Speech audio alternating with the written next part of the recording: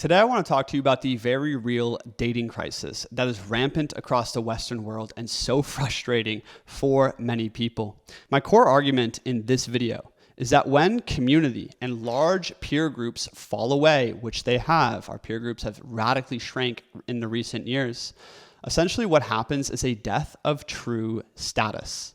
Status is the thing that helps us filter the world. When we're in a large circle of peers, different people gain status and recognition in different areas. We get to see how they perform, what they're like, what their reputation is like. And this helps us filter the world for friends, for allies, for lovers. And it's especially important for women because women are often motivated by a man's perceived status in any situation.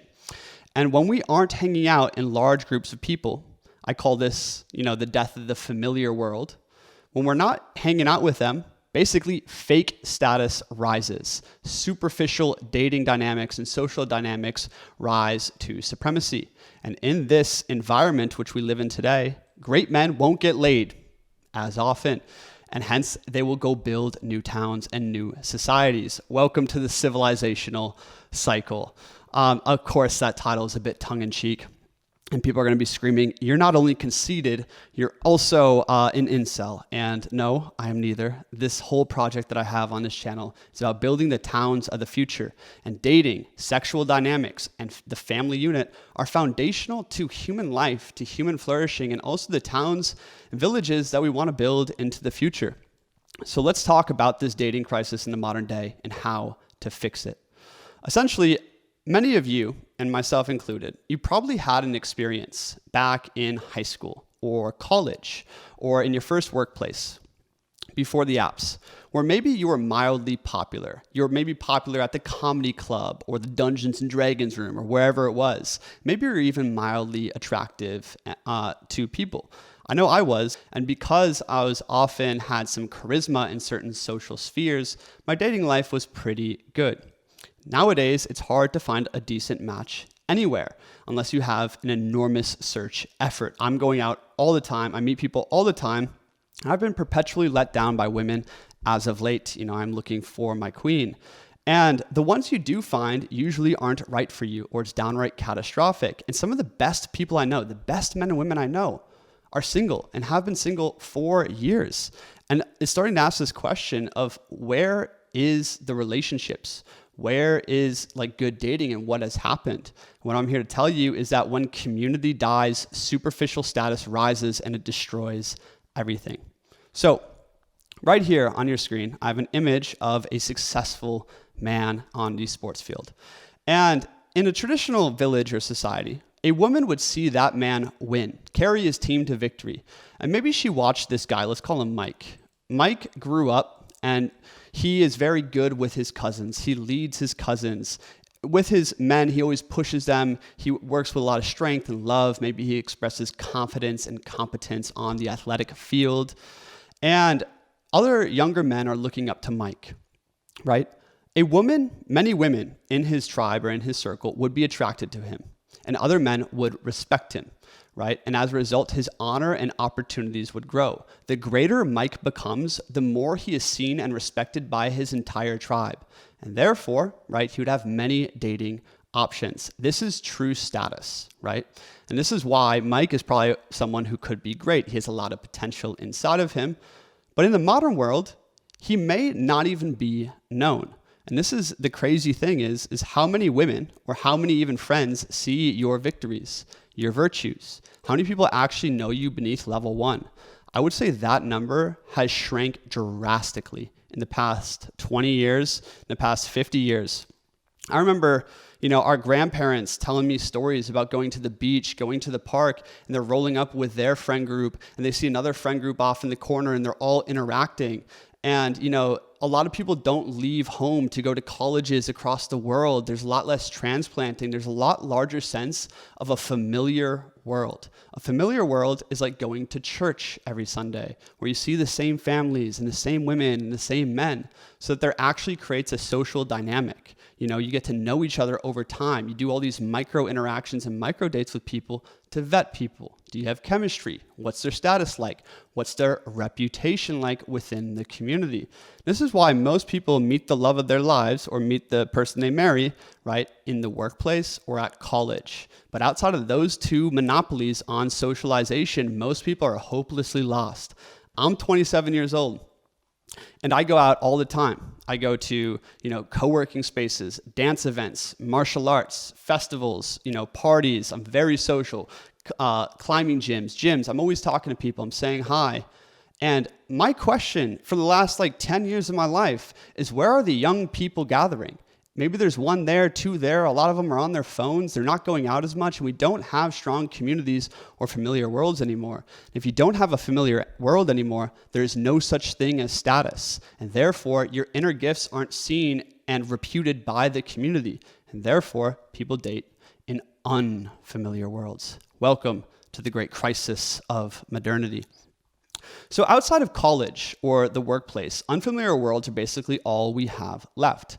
That looks like shrinking peer groups. People are meeting on dating apps. They're meeting in the clubs, at bars, and cold approaches. These are the ways most people meet each other outside of maybe a friend group, which have shrank drastically. And also this is tragic for male loneliness and this loneliness in general, is we don't have large peer groups that are interacting, and therefore we can't filter as many people to find friends that are aligned with us. My search for a true male friend and my search for a true queen, they have both been equally enormous tasks. And I've been going through the entire world trying to find them. And I'm like, there's not enough familiar worlds for me to filter the people to find the right ones. In unfamiliar worlds, we don't have time to get to know a wide variety of people. And as a result, we only get the superficial filter, right? So let me explain this. I was just at a retreat, okay? A bioculture retreat in Mexico. It was a fabulous time. There wasn't just guys, there was a bunch of beautiful women. And there was this hot woman from Instagram that I had been following for quite a few months, and she was attending that retreat. And I was really looking forward to meeting her. I thought she was beautiful. And after one interaction with her, right away, I saw that she was not for me. Our energies were not, compatible whatsoever. And she was instantly off my radar. Of course, I'm polite and cordial and courteous with her, but I'm not interested in her anymore. And as the retreat progressed, the girl I overlooked at first, right, slowly stole my heart.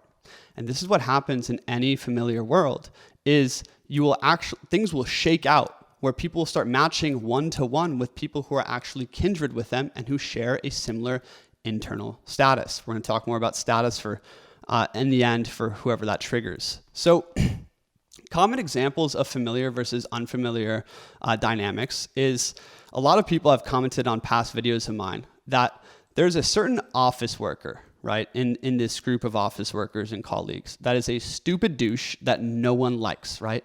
He has a terrible reputation on the office floor, but he does amazing on dating apps.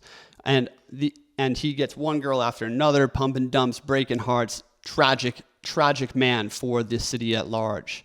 But that sweet, quirky, disciplined tech lead, right? Who's a great family man, maybe very funny and super deep and thoughtful. He never gets a date outside of the office because he doesn't match the superficial filter. If he doesn't look, very handsome or have the easy charm and social skills of the douchebag, a lot of women are going to pass him over because what is he left with? He's left with dating apps and cold approaches, right? Or the brief interactions he might have on a sports field or at a bar or something, right? So the flashy, glittery men tend to attract a lot of attention, and women give that attention because those are the only men that pass through their initial filter. I'm talking about generals. There's always exceptions to this rule. But a lot of men are being looked over and people aren't matching one-to-one anymore. There's a lot of hypergamy, polygamy going on very subtly. It's a soft form of polygamy. So to demonstrate this one more time is I met a friend on that trip to Mexico. And he was more shy, he was reserved, and he was not the normal archetype of a man I seek. I really like the glorious, ambitious ones. But he turned out to be so intelligent, so thoughtful, deep. And I vibed with him and laughed with him and had such a good time with him for a month. But I would have passed right over this guy if I didn't live with him, right? And most girls he's experienced pass right over him because he doesn't give a fuck about superficial appearances. Now, of course, he could work on his presentation, on his marketing, on his lead acquisition, certainly. But you know who does that the most? Insecure people. This is such a huge problem. Is the more insecure a man or a woman is, the more they're going to pursue superficial status the most, right? They're going to get into bodybuilding, money, looks, like easy social charm, pickup artistry. And also they're going to conform to the common mindset, the global liberalism status quo of our days, right? They're going to follow whatever political trend is most, is going to give them the most virtue signaling points. And they're also going to conform their entire personality to what the other sex wants. Insecure people live their entire lives from the outside in. So society is telling them what to be, right? Women are telling them what to be. And as a result, they craft their character into this very cunning, narcissistic douchebag that can get women, but isn't actually a product of his authentic essence. And I have seen this with old friends. I've seen this with so many people as they craft their personality from the outside in. And it leads them to misery in the end, but easy success in the beginning. And essentially, the more hopelessly, dating is so hard today because so many people are hopelessly brainwashed and their values just don't match with mine because I'm just not of this normal world anymore. I don't work a normal job, been an entrepreneur for many years. We're building the ReTribalize project. This entire channel is dedicated to building the towns of the future and finding the others who are highly aligned with me. And it's like, I'm not catering my personality to make it in this world. I'm trying to build something new. Right? And when you're in this position, right? And I'm not in, I don't know, I don't watch sports or watch the news or I went out to the bars with a bunch of college kids the other day. I'm like, I don't even know what to talk to you guys about. And it's because they pursue icons generally that are socially praised. Now, of course, there's a lot of deep ones out there. A lot of people are overlooked and all of you guys are going to resonate with this video, especially the ambitious, great ones when I talk about true status. So essentially, as community and the familiar world breaks down and everything becomes much more unfamiliar, right? Status, this status icon gets divorced from true status. So fake status today for men is like looks, easy charm, money, maybe a Bugatti, and is partying on a yacht in Miami, right? That's fake status. True status, on the other hand, is confidence, intelligence, virtue. I would say individuation here, right? Maybe for you, you don't have to conform to this archetypally high status man. True status for you might be your humor. It might be your wit. It might be your playfulness. Like you have a strength, lean into it, right? And it looks like coming into your authentic essence. And as you come into your authentic essence as a man, you develop more leadership. You develop a masculine edge where people don't walk all over you and you're less swayed by the world. And slowly you become a man of experience, of stories, of wisdom. And if I may be so bold, I've been cultivating a lot of true status inside myself. And most circles I run in, if I actually get to know the people inside of it, I'm naturally a leader inside of it, right? I'm naturally, facilitating conversations and holding space for people and creating great connections. And women tend to be attracted to me in those spaces where they get to know me. But the thing is gold doesn't always glitter, and that which glitters isn't always gold. And this can be so frustrating in a superficial world, because if you don't have enough people around you, you are not recognized by enough people, and therefore your options aren't big enough to actually find a queen who can match you. And this is why great men aren't getting laid. It's not because they don't have options, it's because the options available to them aren't an actual match for them. Because really high quality women, beautiful, intelligent, like-minded women for you, right, are off, being the eighth, wife of a billionaire or some shit like this, or, just getting into situationships. Or I don't want to attack women here. Women have their own host of problems when it comes to dating as well. Essentially, we're just not getting hitched up in the one-to-one match that would naturally happen if we were all peers in a big community together. So I already kind of did my arrogant rant about being 27, going out all the time. And my whole life, I've just been asking, where the fuck are they? Where are the other 20-year-olds, 25-year-olds, 27-year-olds? Like, I find them at the climbing gym, maybe the bars, or, I'm always building community, but still, the world feels too unfamiliar. And so often, the most common feeling I've felt in the past 10 years of my life is this tragic loneliness. Like, I dropped out of an Ivy League college. I traveled by myself, vagabonding really not meeting anyone because all my peers would have been in colleges at the time. I started hanging out with groups of people a lot older than me, getting into the spiritual communities, the hippie communities, and just really not finding people I truly resonated with. And, and up until this, even today, at 27, like I have a great community around me. I know so many people. My network is awesome, but still, it's like we're not hanging out often. My best friends and, most of my network is all working diverse jobs, living in different locations, and there's not a strong sacred center of community, a place where we all gather and meet and interact on a weekly basis that allows for true dating to happen. And this is so problematic. So to return to the point on status here, status is how we filter the world, okay? And it's natural to social creatures. It's in fact the thing that allows us to have social dynamics and be social creatures is we must have a filter for the world. We filter for character, right? We filter for, does their chemistry and energy match mine? But we also filter for status, like how much value and power and character does this man have? Or how much femininity and radiance and soulfulness and maturity does this woman have? We filter for status. And when we change status icons, we change what people want to become. Hear me out really quickly here on more of the deeper philosophy for the ReTribalize project here.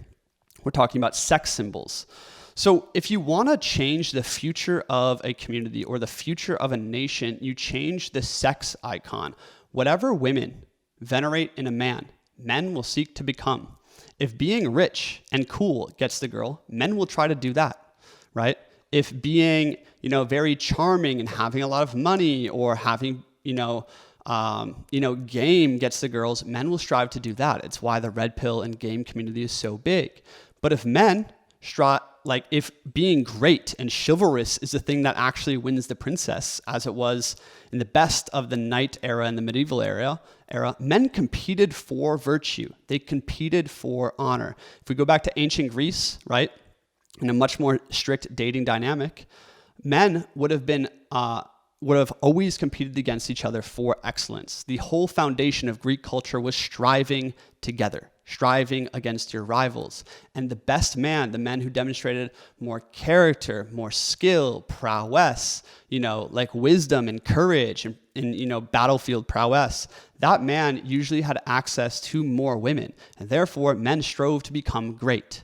Right? So whatever you put as the sex icon for men, men will seek to become. And whatever you put as a sex icon for women, women will conform to it.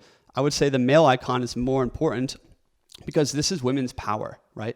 You see this woman right here tying this red, velvet thing, handkerchief around the knight's arm. That's her showing the knight her favor.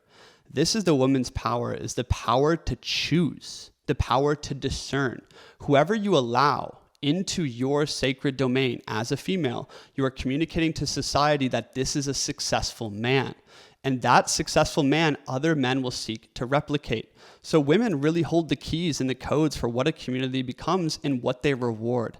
And this is why when sex just gets thrown around in a promiscuous world, and it often just gets given to these very, perhaps superficially high status men, right? There's no more sacred bond that women are helping men grow into greater virtue, right? And then there's no more sacred relationships where men and women are pairing off one-to-one. It's just all these douches at the top or chads or, really great men too at the top that tend to get a lot of attention and everyone else is kind of left behind. That's a picture and an overview of the dating crisis we're in today. So the final conclusion to this is this framework. When men develop themselves and their wolf pack. So if you're a man out there and you develop yourself and your wolf pack and you build skills and you build virtue and you're on your path to your most glorious self, and you're not being met by women or society, if you're like me, what you're going to do is you're going to leave and build something new. Okay. I'm motivated by a lot of other things other than sex. I want great friends. I want a brotherhood. I want to build grand projects into the world. I want to find my tribe and live in a village with my friends, right? It's very simple what I want. It's what we've always had. I just want it at the next octave, right? And that's what I really want. And I'm going to go build something new. It's the ReTribalize project, and I'm looking for the others. But a lot of other men are going in that direction, right? If they're not met by women and society, they look at the ruins of modern culture and modern dating and modern meaning and all of these crises we face. Men are like, fuck this, I'm going somewhere else.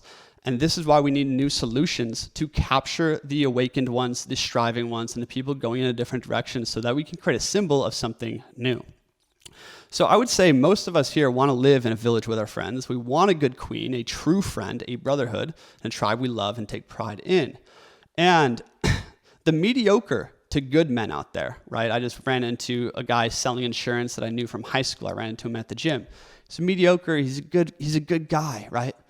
He still has a job. He's married. He's having a kid. Like, average to above average men, they're still getting along fine, especially in more affluent areas of the world. But they still sense the ship is sinking, right? And the greatest men I know, right? The ones who are really awake and striving in every way, the leaders I speak to on this channel, they're absolutely setting for a new shore. In fact, all my friends are setting for a new shore. They're looking to find the others. I think we all want to build our wolf pack to go together with. So this is the basic framework here. The only real way to solve the dating crisis is to build real community again. And you can do this at a small scale and also the ReTribalize scale, which is very grandiose and far out there. And I know I'm a maniac, but I believe in a dream. So good dating starts at a large peer group and tight friend groups, not more apps. Fuck the apps, fuck cold approaches, fuck all of this, right? And this is so important for women too. The best places to start building a large peer group that I've found outside of college or the workplace is dance. Like swing dancing, ecstatic dance events are freaking awesome. Concerts, festivals. These places, I've met so many really cool vibing people. Also climbing gyms, boutique gyms where you take yoga classes or movement classes. Run clubs are on the rise in places like Austin and Denver to solve this dating crisis. You can take classes. You can go to the best cafe and co-working space in your town. You can join a craft club of some kind. Basically, find a value-based community and just go where you fit in. Like if you really like pottery, go join the pottery class, right? If you really like running, go join the run club and go consistently. Say hi to people. Master key for all the men out there, go to the place where you could build situational status in a local area. For instance, I was a bartender. When I was bartending, I had high situational status at the bar, only in that vicinity, right? And therefore, girls would say hi to me, and it was much easier to interact with girls and like get numbers and do this kind of thing because I had a small familiar world where I was king. Go be king of a very small world that also women are in. It's gonna help you out a lot. And just say hi to people, my friends. I think there's a lot of desperate energy out there from men and women both. We're not here to date. Dating should be a natural consequence of community. We got to remove dating from the lexicon. We're just building a peer group. We're building a familiar world. And if you're doing this, the next step, step 3, is invite the new people you meet that you like to a weekly party, event, meetup. Basically, build a club. I've built a brotherhood club before. I've attended very much weekly ecstatic dances and like things where it was a community event where I'd see the tribe every week and I'd build a familiar world. And if you are introverted, right, and you don't want to build let's say a beach volleyball match every Sunday, that's not you, go find the community builder. Go find the guy who hosts a big party or potluck every Wednesday and hosts the volleyball matches or whatever you're into, right? So that's level 1, is like go get out there, meet people in your community, go to a place consistently, say hi, build your familiar world. That simple. Step 2, if you're a little bit more ambitious out there, basically the whole goal of building a familiar world is to build an inner circle, right? Men and women who are capable of going towards a greater dream with you and are bonded with you for life. I think we all want chosen family. People who deeply see us, who are connected with us, who intertwine their destinies with us. That's really all I want in this life, right? And if you're looking for your wolf pack, my friends, if you just find 1, 2, or 3 really high quality men and women out there, right? These people will invite you to their entire network, to everything they do. I have these 2 most amazing women in Denver. Shout out to them. I don't want to say their names in this video, but like community leaders who are always hosting parties and potlucks and dances and awesome things, and they invite me every time, right? It's because they're in my inner circle. So if you build your inner circle, you get access to a bigger world. But also, I think if you make friendships and your mission a priority over money and girls, right? You make true status a mission over superficial status and superficial relationships. In the end, you will get 10x of everything. basically men bond shoulder to shoulder, and just one true male friendship, right? Someone who can build the dream with you, who can build the business with you, who can train with you, who can help you at the bar, who can, like, one true friend who's with it at your shoulder. I think so many men want this, and just finding that one person can make your dreams come so much more into fruition. And as you go towards your dreams, you're going to meet the others who are going to walk with you. And men bond shoulder to shoulder, walking towards a goal. And, so much can be said here because this is about the path of individuation, right? As we're growing, as we're individuating, as we're finding our unique essence, it magnetizes to a unique destiny in the world. And as we magnetize to a unique destiny and goal in the world, we find the ones walking there with us. And as we start walking, right, this is where you can really start building your inner circle, your wolf pack, and your larger community. So if you want a guide to every part of this, yes, this is the part where I tell you about my course and X, Y, and Z, but straight up, I will introduce you to your best friends. If you are an ambitious and spiritually oriented man who wants to build a village with your friends, who is inspired by rebuilding society in some way, there's a link below to talk to me about it one-on-one. I have an awesome community online. I'm traveling the world with guys from that community. This is part of the ReTribalize project, is I believe in using the internet to filter the whole world to find highly aligned teammates. So I met most of my best friends through YouTube channels. I've been doing this shit for 13 years. So you can join the Men's Academy. There's a link below to do that. And also inside the Men's Academy, I do have guides on every single part of what I just talked about. From the personal development to building a brotherhood group, to building your familiar world, to building your outer circle and inner circle. And all of this accumulates into a ReTribalize project, which is the grand dream, right? Building a community, building a village with your friends. So if we can do this, right, we can filter the world for highly aligned people, build a community of shared values and ideals, like a town, like build a town, right? Maybe in Costa Rica or outside the city you live in, right? Build a village with your friends. And then inside of that village, reach for the stars together. Create awesome events, run wellness retreats, festivals, or just throw the potluck for the larger community or something like that. And you use that community to connect to other ReTribalize communities. You're going to create the big solution to dating. And that's because if you have 100 people living in a village model, right, where we're playing with each other's kids, there's aunts and uncles, all the men are getting together to go build fucking spaceships to Mars or, create grand projects into the world, maybe the women too with that. I don't mean to segregate based on sex, but we're creating a community that is aiming at flourishing, that's having a great time, that's becoming more raw, more open, more interconnected, and more alive in every way. You're creating a living symbol of what life could be. And when you have that living symbol, guess who's attracted? The most talented, beautiful, ambitious people in the world are attracted to projects like this. And if you can start a project like this or come join one, connect with me, connect with other people doing this in different places around the world, this is the ticket to the next world, to, yes, building new societies. It all starts at wolf packs, and inside of that wolf pack, creating a culture of flourishing. And if we can do that, we don't need to worry about dating. Because through this process, you're going to meet so many amazing people. I could connect you to so many amazing people, right? And other people in my network could do the same. And if you have that network effect, dating, you don't even need to do it, right? You're just going to be at the beach, drinking some beers, dancing around the fire, and that woman, it's going to be so natural for you, right? So I hope all of this clicked for you, is that we must find our people, we must find our tribe, and especially as the world is decaying, social relationships are decaying, community, meaning, the economy, geopolitical tensions are rising, the world's going crazy right now, and if you feel that, it's so important that you go and find the others and start building real community in your local area and online. And you can click on this video right here, my last one, that is about as the world ends, find your people. That gives you the full blueprint there of what the ReTribalize project is.